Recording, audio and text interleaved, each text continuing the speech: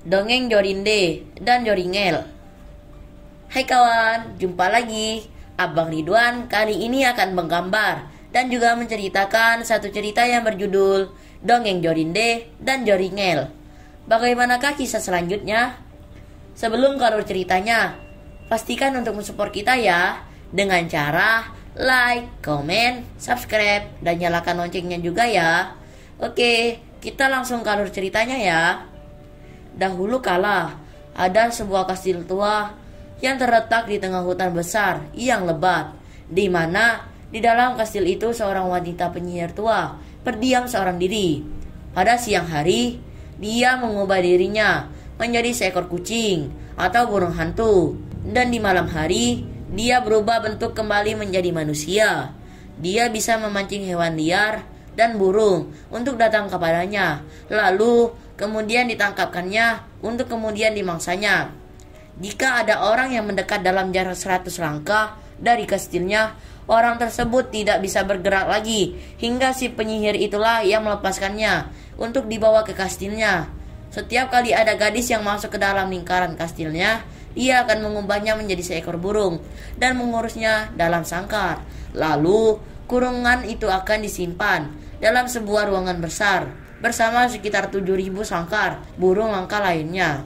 Suatu saat, ada seorang gadis yang bernama Jorinda, yang merupakan gadis tercantik yang pernah ada di dusun sekitar tempat tinggal si penyihir itu. Gadis itu paling cantik bila dibandingkan gadis-gadis cantik lainnya di sekitar kastil penyihir tua tersebut. Sebelumnya, dia dan seorang pemuda tampan bernama Joringel telah berjanji untuk menikah. Mereka masih dalam masa pertunangan dan mereka senantiasa berjalan bersama. Suatu hari mereka pergi berjalan-jalan di hutan. Sesaat Jorinda teringat sesuatu dan berkata kepada Joringel, "Hati-hati, jangan berjalan terlalu dekat dengan kastil di hutan. Sore itu adalah hari yang indah. Matahari bersinar terang di antara dahan-dahan pepohonan yang terlihat berwarna hijau gelap. Tetapi saat itu merpati di hutan menyanyikan lagu yang sedih." Jorinda terharu dan menangis mendengar nyanyian tersebut dan duduk di bawah sinar matahari sambil bersedih. Joringel ikut menjadi sedih. Kemudian saat mereka tersadar dan memandang sekeliling mereka menjadi bingung karena mereka tidak tahu kemana arah untuk pulang. Sementara matahari perlahan-lahan mulai terbenam. Joringel melihat sekeliling dan melalui semak-semak dilihatnya dinding tua kastil yang tidak terlalu jauh dari tempat mereka duduk. Dia menjadi terkejut dan ketakutan. Saat itu Jorinda menyanyi, "Burung kecilku dengan leher berwarna merah menyanyi sedih. Dia menyanyi seolah-olah bersedih bersama merpati, menyanyi lagu sedih. Saat Joringel melihat ke arah Jorinda, Jorinda telah berubah menjadi seekor burung bulbul dan bernyanyi, "Juk juk juk." Seekor burung hantu dengan mata yang menyala terbang mengelilingi burung bulbul tersebut dan berteriak 3 kali. Joringel tidak dapat bergerak. Dia berdiri di sana seperti sebuah batu, juga tidak bisa menangis ataupun berbicara ataupun menggerakkan kaki dan tangannya. Sementara itu, matahari sudah terbenam. Burung hantu itu sekarang terbang menuju ke semak-semak, dan setelah itu keluar dari semak-semak dalam bentuk seorang wanita tua yang bongkok, berkulit kuning dan bertubuh kurus, dengan mata berwarna merah dan besar serta berhidung bengkok yang ujungnya hampir mencapai dagunya.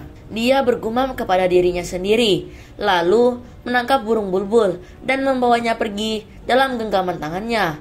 Joringel hanya terpaku dan diam di tempatnya, tidak bisa berbicara atau bergerak dari tempat tersebut. Akan tetapi, akhirnya wanita tua itu datang kembali dan berkata, "Saat bulan menyinari sangkar burung, biarkanlah dia bebas." Tidak lama kemudian, Joringel pun terbebas. Dia jatuh berlutut dan memohon kepada wanita tua itu untuk melepaskan Jorinda. Tetapi wanita tua itu mengatakan bahwa Joringel tidak akan pernah bertemu lagi dengan Jorinda, dan dia pun berlalu serta pergi meninggalkannya. Joringel memanggil, menangis, dan meratap, tetapi semua sia-sia. Apa yang harus kulakukan? Joringel kemudian meninggalkan tempat itu dan akhirnya tiba di sebuah desa. Di sanalah dia bekerja sebagai gembala domba dalam waktu yang cukup lama. Dia masih sering berjalan dan berkunjung ke sekitar kastil, tetapi tetap menjaga jarak dengan kastil.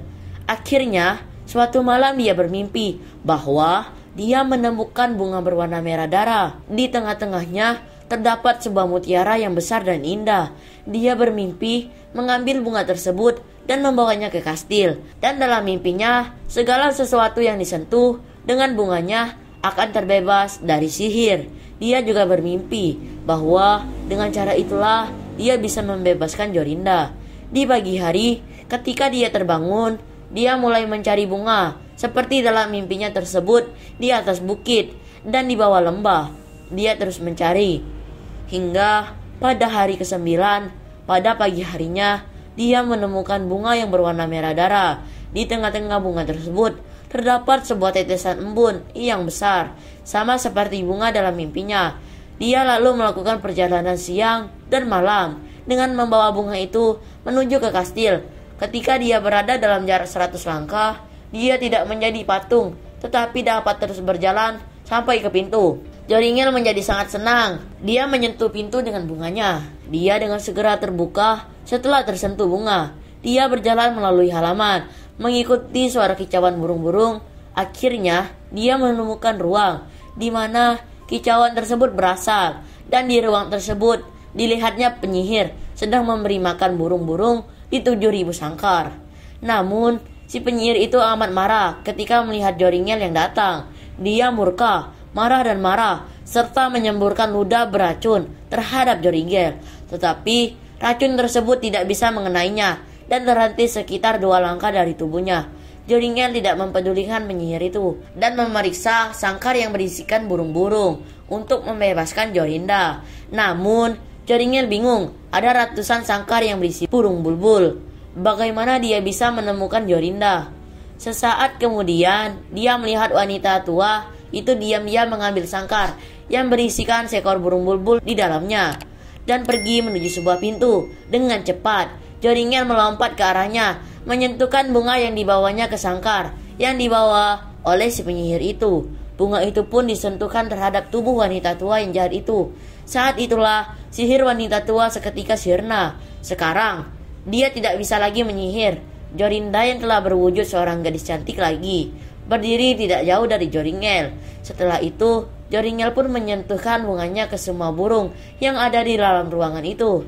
Tidak lama kemudian, semua burung telah berwujud menjadi manusia. Setelah kejadian itu, Joringel pun menggandeng Jorinda untuk pulang dan kembali ke dusun mereka. Di sana, mereka akhirnya hidup bahagia bersama.